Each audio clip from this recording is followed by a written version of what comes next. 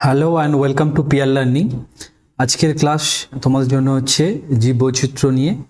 জীববৈচিত্র্য নিয়ে আজকের ক্লাসে আলোচনা করব জীববৈচিত্র্য উদ্ভব, বিবর্তন, জীববৈচিত্র্যের গঠন, জীববৈচিত্র্যের প্রকারভেদ, ভারতবর্ষ জীব বৈচিত্র্যময় দেশ, সেটা নিয়ে আলোচনা করব। এরকম নানা জিনিস নিয়ে আজকের ক্লাসে আলোচনা করব। আশা করি তোমাদের ক্লাসটা হচ্ছে ভালো লাগবে, হেল্পফুল হবে। আর জীববৈচিত্র্য নিয়ে ক্লাস, সেরকম ক্লাস আরও ধরো 2 বা 3টে ক্লাস আসবে। সেই ক্লাসগুলোতে পুরো জীববৈচিত্র্য কভার হয়ে যাবে। ক্লাসটা শুরু করছি। ভালো লাগলে তোমরা অবশ্যই একটা লাইক করে দিও। দেখো, জীববৈচিত্র্যের ধারণা আর উৎপত্তি। ইংরেজি বায়োডাইভার্সিটি যে শব্দটা আছে, এটা দুটি পৃথক শব্দ। একটা হচ্ছে বায়োলজিক্যাল, একটা হচ্ছে ডাইভার্সিটি। এই দুটো শব্দ মিলে বায়োডাইভার্সিটি শব্দটা হচ্ছে সৃষ্টি হয়েছে। 1968 সালে বন্যপ্রাণী বিশেষজ্ঞ অধ্যাপক রেমন্ড দাসমান একটি ভিন্ন ধরনের দেশ, এই যে বইটা, এই বইতে প্রথম তিনি জীববৈচিত্র্যের বা বায়োলজিক্যাল যে ডাইভার্সিটি, এই শব্দটি তিনি ব্যবহার করেছিলেন। 1986 সালে মার্কিন যুক্তরাষ্ট্রের ওয়াশিংটনে বসুন্ধরা সম্মেলনে বিজ্ঞানী ওয়াল্টার জে রোসেন প্রথম জীববৈচিত্র্য বা বায়োডাইভার্সিটি শব্দটি ব্যবহার করেন। জীববৈচিত্র্য বা বায়োডাইভার্সিটি যে শব্দটা, সেটা ব্যবহার করেন কে? সেটা ব্যবহার করেন হচ্ছে ওয়াল্টার জে রোসেন। আর বায়োলজিক্যাল ডাইভার্সিটি শব্দটা ব্যবহার করেন হচ্ছে রেমন্ড দাসমান। বিজ্ঞানী এডওয়ার্ড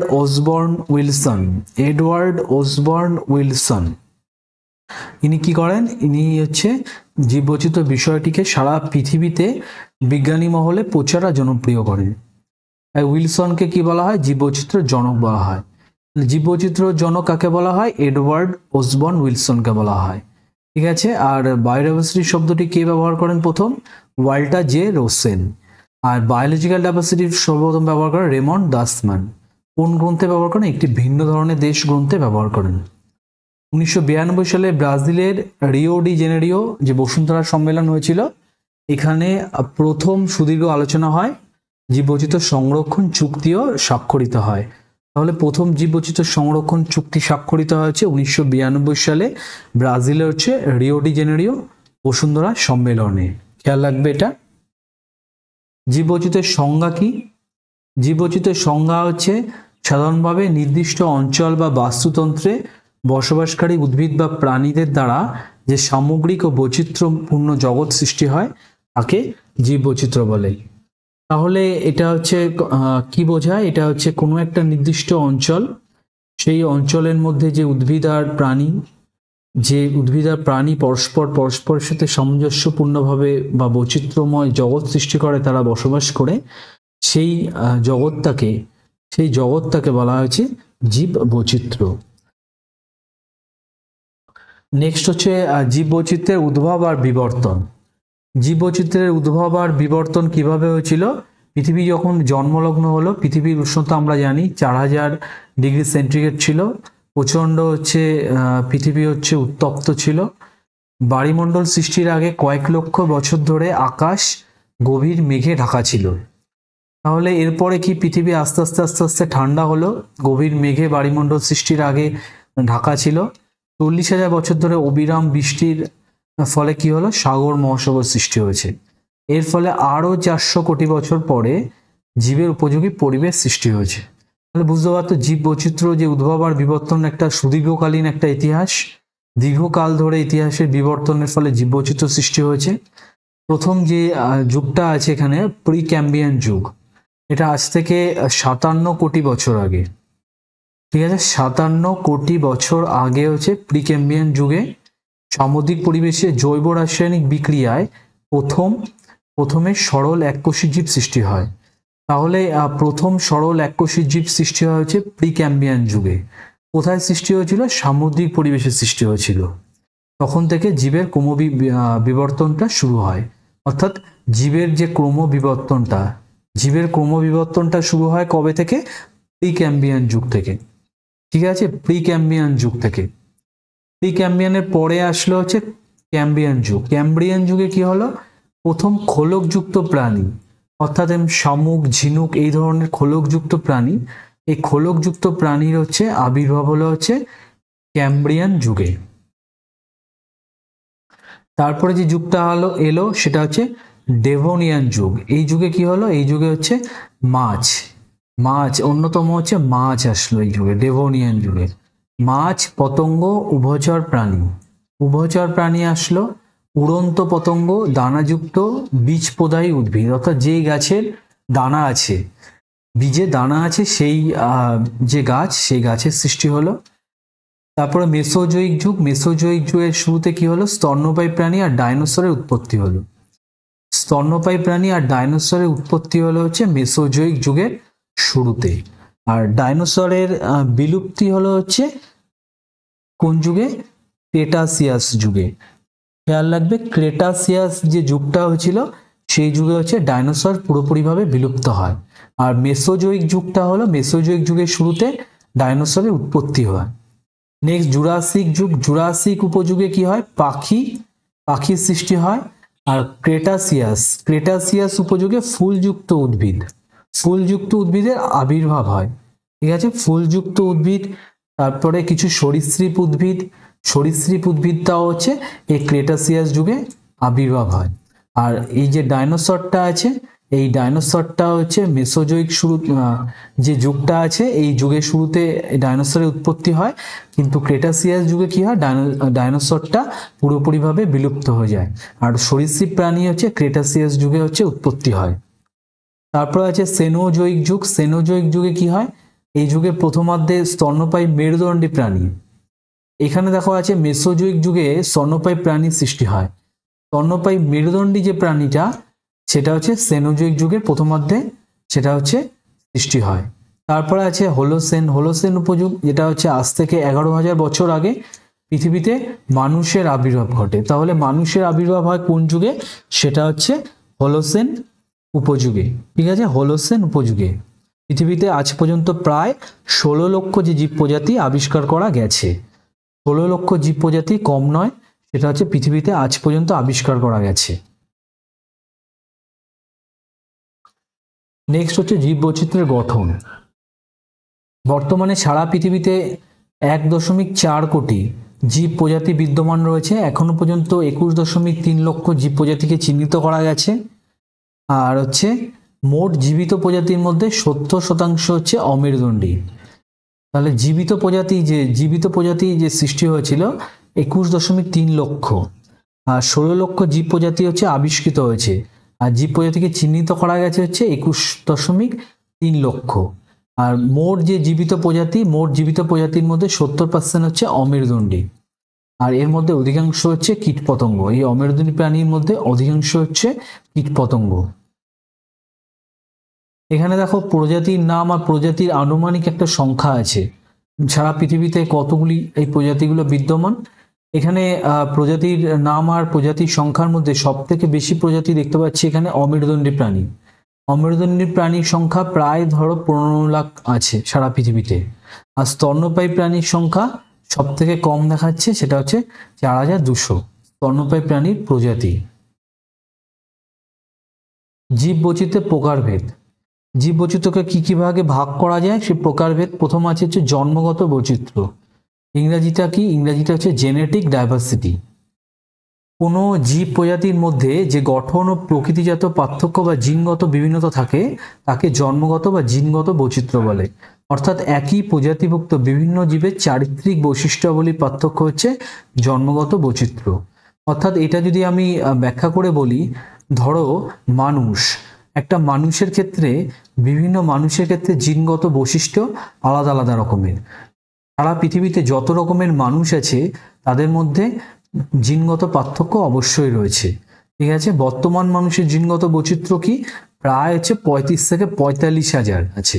আর ধানের জিনগত বৈচিত্র্য প্রায় 32 থেকে 50 হাজার। তাহলে বুঝতে পারছো জন্মগত বৈচিত্র্য হচ্ছে একটা অন্যতম ভূমিকা পালন করে জীববৈচিত্র্যের প্রকারভেদের ক্ষেত্রে। নেক্সট এর গুরুত্বটা কি আছে? এর গুরুত্ব হচ্ছে কোনো নির্দিষ্ট প্রজাতির জীব জনসংখ্যা সুষম বৃদ্ধির জন্য জন্মগত বৈচিত্র্য খুবই গুরুত্বপূর্ণ। কোনো একটা জীব সে কিভাবে সুষ্ঠু পরিবেশে বৃদ্ধি হবে সেটার জন্য জীব বৈচিত্র্য গুরুত্বপূর্ণ। ঠিক আছে, এটা হচ্ছে কোনো একটি প্রজাতির মধ্যে জন্মগত বৈচিত্র্য যদি কমে যায় তাহলে প্রজাতির অবলুপ্তি ঘটে, আর বৈচিত্র্য যদি বেশি থাকে তাহলে বহুদিন প্রজাতিগুলো বেঁচে থাকে। তারপরে কি আছে, প্রজাতির মধ্যে জিনগত বৈচিত্র্য যত বেশি হয় জীবের সংখ্যাও তত বেশি হয়। জিনগত বৈচিত্র্য একই প্রজাতিভুক্ত প্রতিটি জীবকে নির্দিষ্ট বৈশিষ্ট্য প্রদান করে যা অন্যের থেকে আলাদা।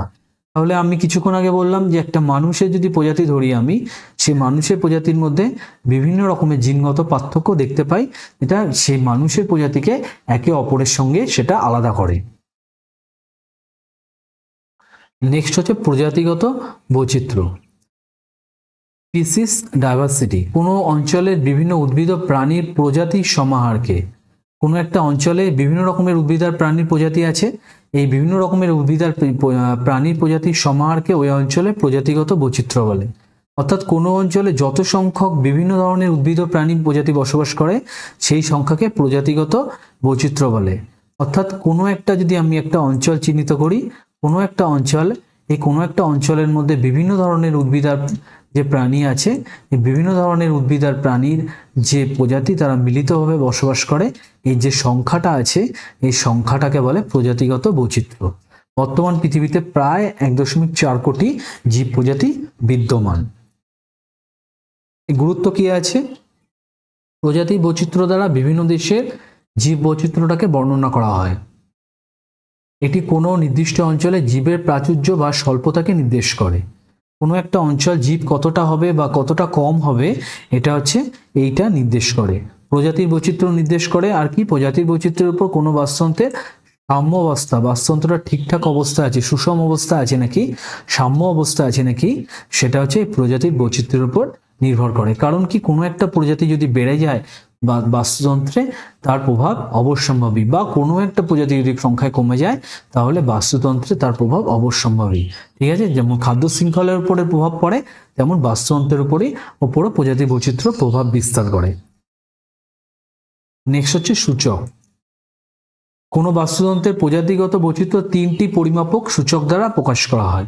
কি কি সূচক দ্বারা প্রকাশ করা হয়, একটা হচ্ছে প্রজাতির সমৃদ্ধি, ইংরেজিটা খেয়াল রাখবে, স্পিসিস রিচনেস। কোনো নির্দিষ্ট অঞ্চলে সর্বমোট প্রজাতি সংখ্যা হলো প্রজাতির সমৃদ্ধি।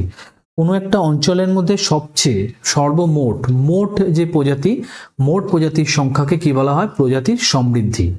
প্রজাতির প্রাচুর্য হচ্ছে কোনো একটি অঞ্চলে প্রজাতি সমূহের অন্তর্গত জীবগুলির সংখ্যাগত প্রাধান্য। এই যে প্রজাতি আছে, ধরো বাঘ প্রজাতি, সুন্দরবনে ব্যাঘ্র প্রজাতি, এই সুন্দরবনে ব্যাঘ্র প্রজাতি কতগুলো আছে, কতগুলো ব্যাঘ্র সংখ্যা আছে, এটাকে বলে প্রজাতির প্রাচুর্য। তাহলে সেই বাঘের সংখ্যা যদি কমে যায় কোনো কারণে, তাহলে কি ব্যবস্থা নেওয়া যায় সেটা সেইভাবে সরকার থেকে বা বিভিন্নভাবে সেটা নেওয়া যেতে পারে। তাহলে প্রজাতির প্রাচুর্য একটা অন্যতম বৈশিষ্ট্য পালন করে প্রজাতির বৈচিত্র্যে। তারপরে আছে আন্তঃসম্পর্কগত বৈচিত্র্য বা ফাইলোজেনেটিক ডাইভার্সিটি। এটা কি জিনিস, কোনো অঞ্চলে বিদ্যমান প্রজাতি সমূহের সুনির্দিষ্ট পারস্পরিক সম্পর্কের ভিন্নতা। কোনো একটা অঞ্চলে যে প্রজাতিগুলো আছে সেই প্রজাতিগুলো পরস্পরের সঙ্গে কি সম্পর্কে থাকে, সুনির্দিষ্ট কোন সম্পর্কে থাকে, সেটাকেই বলে আন্তঃসম্পর্কযুক্ত বৈচিত্র্য। নেক্সট হচ্ছে বাস্তুতান্ত্রিক বৈচিত্র্য বা ইকোসিস্টেম ডাইভার্সিটি। কোনো অঞ্চল বা বাস্তুতন্ত্রের সমস্ত অজীবজ আর জীবজ উপাদানের মধ্যে যে বিপুল বিভিন্নতা থাকে তাকে বাস্তুতান্ত্রিক বৈচিত্র্য বলে। অর্থাৎ জীবের বসবাস উপযোগী পরিবেশ ও জীবগোষ্ঠীর বৈচিত্র্য হলো বাস্তুতান্ত্রিক বৈচিত্র্য। কোনো একটা জীব যে কোনো একটা অঞ্চলের মধ্যে যে অজীবজ আছে আর জীবজ উপাদান আছে, তারা যে পরস্পরের সঙ্গে যে বসবাস উপযোগী পরিবেশ সৃষ্টি করে বাস করে, সেটাকে বলা হচ্ছে বাস্তুতান্ত্রিক বৈচিত্র্য। উদাহরণ হিসাবে বলা হয় বনভূমি, তৃণভূমি, মরুভূমি, পার্বত্য অঞ্চল, তুন্দ্রা অঞ্চল, পুকুর, কৃষিজমি ইত্যাদি প্রাকৃতিক ও কৃত্রিম বাস্তুতান্ত্রিক বৈচিত্র্য দেখা যায়। এই যে জায়গাগুলো, এখানে প্রাকৃতিক বাস্তুতন্ত্র আর কৃত্রিম বাস্তুতান্ত্রিক বৈচিত্র্য দেখা যায়। বায়োম, বায়োরিজিয়ন, ল্যান্ডস্কেপ, ল্যান্ডস্কেপ বাসস্থান, নিচ জীব সংখ্যা, এগুলো দ্বারা হচ্ছে বাস্তুতান্ত্রিক বৈচিত্র্য হচ্ছে প্রকাশ পায়। ঠিক আছে, বাস্তুতান্ত্রিক বৈচিত্র্য হচ্ছে এগুলো দ্বারা প্রকাশ পায়, এগুলো হচ্ছে খেয়াল রাখবে একটুখানি। এর গুরুত্ব কি আছে, কোনো একটি বাস্তুতন্ত্রে উদ্ভিদ, প্রাণী, জড় উপাদানগুলি বিভিন্নতা বা পারস্পরিক সম্পর্ক নির্ণয়, এটা খুবই গুরুত্বপূর্ণ। কোনো একটা বাস্তুতন্ত্রে উদ্ভিদ, প্রাণী আর যে জড় পদার্থগুলো আছে, এর যে পারস্পরিক সম্পর্কে যে বিভিন্নতা আছে, পারস্পরিক সম্পর্কযুক্ত যে পরিবেশ আছে, সেটাকে নির্দেশ করা হচ্ছে এই বাস্তুতান্ত্রিক বৈচিত্র্য। এটি কোনো অঞ্চলে বাস্তুতন্ত্রগুলির বিভিন্নতা নির্দেশ করে। এটি বাস্তুক্ষেত্র ও বাস্তু প্রণালীগত প্রক্রিয়ার উপর আলোকপাত করে। জীববৈচিত্র্য পরিমাপ কিভাবে করা হয়? জীববিজ্ঞানী ওয়াটটাকার 1972 খ্রিস্টাব্দে তিনি জীববৈচিত্র্য পরিমাপের জন্য 3টি সূচক করেন, আলফা, বিটা আর গামা বৈচিত্র্য। ঠিক আছে, আলফা বা প্রজাতিগত বৈচিত্র্যটা কি? কোনো একটি নির্দিষ্ট অঞ্চলে বা নির্দিষ্ট জীবগোষ্ঠীতে উপস্থিত প্রজাতির সংখ্যাকে বলে আলফা বৈচিত্র্য। এটি একই প্রকার বাসস্থানে প্রজাতির সমৃদ্ধিকে বর্ণনা করে। কোনো একটা বাসস্থান, ধরা যাক সুন্দরবনে একটা দ্বীপ, সুন্দরবনে অনেক দ্বীপ আছে, এর ভেতর কোনো একটা নির্দিষ্ট দ্বীপের যে জীবগোষ্ঠী, এই জীবগোষ্ঠীর যে বাসস্থান, এই নির্দিষ্ট অঞ্চলে জীবগোষ্ঠীর যে বাসস্থান বা প্রজাতি, সেখানে বিভিন্ন সংখ্যা আছে বা প্রজাতির বৈচিত্র্য আছে, এটাকে কি বলা হয়? আলফা বা প্রজাতিগত বৈচিত্র্য বলে। তারপরে কি আছে? বিটা বা সংস্থানগত বৈচিত্র্য। কোনো একটি ভৌগোলিক অঞ্চলের সংলগ্ন অন্যান্য অঞ্চলের আলাদা বাসস্থানের জীবগোষ্ঠীর মধ্যে যে বাস্তুতন্ত্র যে বৈচিত্র্যকে বিটা বৈচিত্র্য বলে। অর্থাৎ ভিন্ন ভিন্ন অঞ্চলে একই বা আলাদা বাস্তুতন্ত্রে জীব প্রজাতির বৈচিত্র্য জানতে বিটা বৈচিত্র্য ব্যবহার করা হয়। তাহলে ভিন্ন ভিন্ন অঞ্চল বলতে সুন্দরবনে যদি আমি পাশে দুটো দ্বীপকে আমি চিন্তা করি, পাশাপাশি দুটো দ্বীপ, এই যে পাশাপাশি দুটো দ্বীপের মধ্যে যে জীব বৈচিত্র্য আছে, যে এর মধ্যে কোনো জীব আছে সেটা এর মধ্যে নেই, বা এর মধ্যে যে কোনো জীব আছে সেটা এর মধ্যেও আছে, তাহলে এই যে জীব বৈচিত্র্য পাশাপাশি যে দুটো জীবের মধ্যে, ঠিক আছে, এই বাস্তু সংস্থানটা আলাদা, এই বাস্তু সংস্থানটা আলাদা। দেখা গেলো এখানে থাকতে পারে সম্পূর্ণ একটা নতুন একটা খাদ্য শৃঙ্খলে সম্পূর্ণ একটা জীবগোষ্ঠীর আলাদা রকমের থাকতে পারে, আর এখানেও সম্পূর্ণ আলাদা রকমের খাদ্য শৃঙ্খল ভিত্তিক বাস্তুতন্ত্র থাকতে পারে। তাহলে এই যে দুটো যে বাস্তুতন্ত্র আছে, আলাদা আলাদা বাস্তুতন্ত্র, এই যে সংস্থানগত যে বৈচিত্র্য আছে, এটাকে বলা হয়েছে বিটা বৈচিত্র্য। সুন্দরবনে দুটি দ্বীপ পাশাপাশি, এই দুটি দ্বীপের যে জীব গোষ্ঠীর যে জীব বৈচিত্র্য, এটাকে বিটা বা সংস্থানগত বৈচিত্র্য বলে। শর্ট প্রশ্নের জন্য দেখবে বিটা জীব বৈচিত্র্য মানে হচ্ছে গামা বৈচিত্র্য ভাগ হচ্ছে আলফা বৈচিত্র্য। গামা বৈচিত্র্যের সাথে আলফা বৈচিত্র্য যদি ভাগ করা হয়, তাহলে আমরা বিটা বৈচিত্র্যটা পাবো। নেক্সট হচ্ছে গামা বা ভূমি ঢাল বৈচিত্র্য। এটা কি জিনিস? কোনো একটা বৃহৎ ভৌগোলিক অঞ্চলের ভিন্ন ভিন্ন বাস্তুতন্ত্রের বিভিন্ন সম্প্রদায়ভুক্ত জীব প্রজাতির সামগ্রিক বৈচিত্র্যকে গামা বৈচিত্র্য বলে। এখানে সুন্দরবন যদি ধরি, সুন্দরবনে অনেক দ্বীপ আছে, ঠিক আছে, আমি সব দ্বীপগুলো বলি, সুন্দরবনে যতগুলো দ্বীপ আছে আমি সব দ্বীপের ভিতরে সব দ্বীপের যে জীবগোষ্ঠী আছে, এই জীবগোষ্ঠীর যে বাস্তুতান্ত্রিক যে বৈচিত্র্য আছে, সামগ্রিক যে বৈচিত্র্য আছে, বিভিন্ন সম্প্রদায় আছে, যে সম্প্রদায়ের মধ্যে যে পারস্পরিক যে বৈচিত্র্য আছে, এটাকে বলা হয়েছে গামা বৈচিত্র্য। ঠিক আছে, গাম্মা বৈচিত্র্য, আলফা বৈচিত্র্য আর বিটা বৈচিত্র্য নিশ্চয়ই বুঝতে পেরেছ। আর হচ্ছে উদাহরণ হচ্ছে বললাম, সুন্দরবনের বিভিন্ন দ্বীপের জীব গোষ্ঠীর জীব বৈচিত্র্য হচ্ছে গামা বৈচিত্র্য দ্বারা প্রকাশ করা হয়। গামা বৈচিত্র্যর শর্ট প্রশ্ন হিসাবে আলফা বৈচিত্র্য আর বিটা বৈচিত্র্যকে যদি আমি যোগ করি, তাহলে আমরা গামা বৈচিত্র্য পাবো। ভারতবর্ষ হচ্ছে জীব বৈচিত্র্যময় দেশ। এটা হচ্ছে আমরা জানি, বিশ্বে প্রায় 5% জীব বৈচিত্র্য ভারতের আছে। আর ভারত ভূখণ্ডে প্রায় 45,000 উদ্ভিদ, প্রায় 7% উদ্ভিদ, আর 81,000 প্রজাতি, প্রায় 6.5% যে প্রজাতি, এই প্রজাতি মহা সমাবেশ আছে। আর উদ্ভিদ বৈচিত্র্য ভারতের কি কি আছে? প্রায় 15,000 সপুষ্পক উদ্ভিদ, 4,900 ফুল গাছ, এটা সম্পূর্ণভাবে ভারতের নিজস্ব প্রজাতি। ভারতে 18% উদ্ভিদ আছে এমন, যা সারা পৃথিবীর কোথাও দেখা যায় না। প্রতি 3টে ভারতীয় ফুল গাছের একটি বিশ্বের কোথাও পাওয়া যায় না। ঠিক আছে, খেয়াল রাখবে প্রতি তিনটে ভারতীয় ফুল গাছের কোনোটি একটি বিশ্বের কোথাও খুঁজে পাওয়া যায় না। বিশ্বে চাষ করা উদ্ভিদের 8টি যে উৎস ক্ষেত্র আছে, এই উৎস কেন্দ্রের মধ্যে ভারত একটি।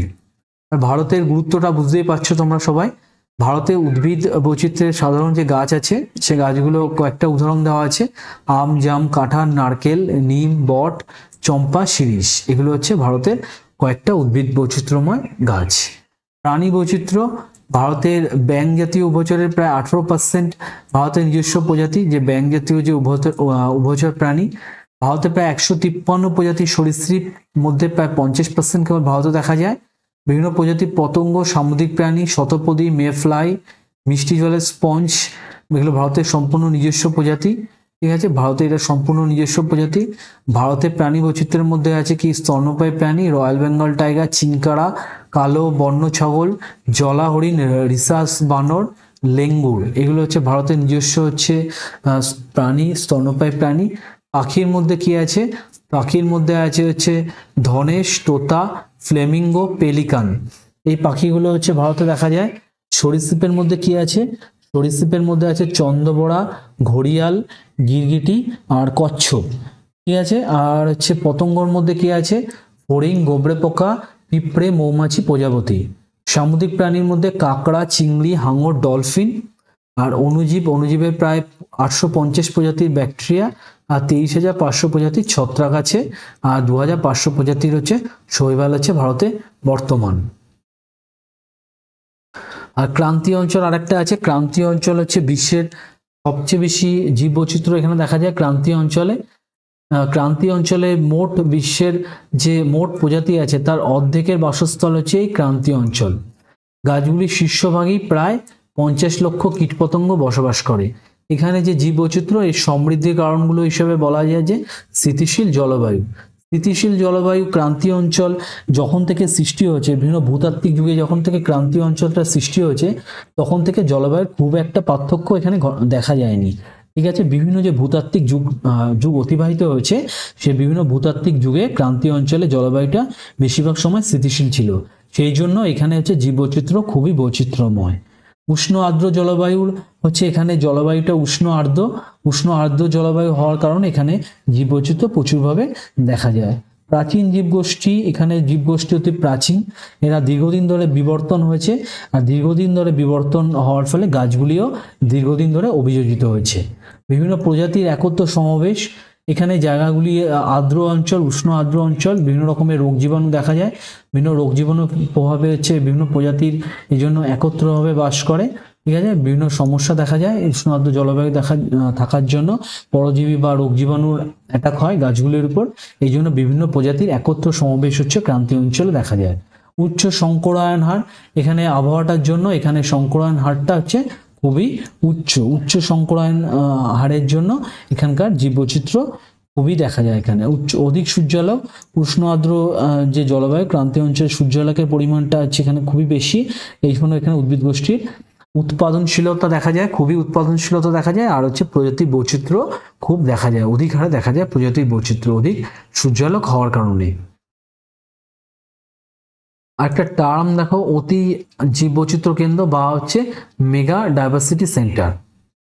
কি জিনিস? স্বল্প পরিসর স্থানে সর্বাধিক সংখ্যায় পৃথিবীর অধিকাংশ জীব প্রজাতির কেন্দ্রীভবনকে বলে অতি জীববৈচিত্র্য কেন্দ্র। কোনো একটা স্বল্প স্থান, একটা ছোট্ট একটা স্থান, এই জায়গাটা ছোট্ট একটা জায়গার মধ্যে যতটা সম্ভব জীববৈচিত্র্য থাকা দরকার, সেই সর্বাধিক সংখ্যা যদি জীববৈচিত্র্য থাকে সেই স্থানটাতে, সেটাকে বলে মেগা বায়োডাইভার্সিটি সেন্টার। স্মিথসোনিয়ার এই নামটা খেয়াল রাখবে। জীববৈচিত্র্য সম্মেলনে 1988 সালে মেগা ডাইভার্সিটি শব্দটি তিনি ব্যবহার করেন। বায়োডাইভার্স কনজারভেশন ইন্টারন্যাশনাল 1998 সালে ক্রান্তীয় উপক্রান্তীয় মণ্ডলে 17টি অতি জীববৈচিত্র্য কেন্দ্র চিহ্নিত করেন। আর বিশ্বের প্রথম জীবিত উদ্ভিদ প্রজাতির 60% থেকে 90% হচ্ছে কেন্দ্রীভূত কোথায় আছে? এই 60% থেকে 90% বিশ্বের মোট জীবিত উদ্ভিদ প্রজাতির কেন্দ্রীভবন আছে মেগা বায়োডাইভার্সিটি সেন্টারে। ঠিক আছে, বিশ্বের প্রথম 12টি অতি জীববৈচিত্র্য কেন্দ্র কি কি আছে? নামগুলো: Mexico, Colombia, Brazil, Peru, Madagascar, Ecuador, Zaire, Indonesia, Malaysia, ভারতের স্থান হচ্ছে 10ম, ভারত, চীন আর অস্ট্রেলিয়া। এটা হচ্ছে অতি জীববৈচিত্র্য সূচক কেন্দ্র, মেগা বায়োডাইভার্সিটি সেন্টার। ঠিক আছে, এই ছিল হচ্ছে তোমাদের জন্য জীববৈচিত্র্য ক্লাস। আশা করি তোমাদের ক্লাসটা ভালো লেগেছে। ক্লাসটা ভালো লাগলে অবশ্যই একটা লাইক করে দিও, বন্ধুদের সাথে শেয়ার করো। আর একটা কথা হচ্ছে, আমি জীববৈচিত্র্য নিয়ে আরও হয়তো দুটো বা একটা বা দুটো বা তিনটে যাই ক্লাস নিয়ে আসি, সেই ক্লাসগুলোতে সম্পূর্ণ জীববৈচিত্র্য শেষ করে দেবো। ঠিক আছে, ভালো লাগলে তোমরা অবশ্যই লাইক দিয়ে পাশে থেকো। তোমাদের ভিডিওটা দেখার জন্য অনেক অনেক ধন্যবাদ।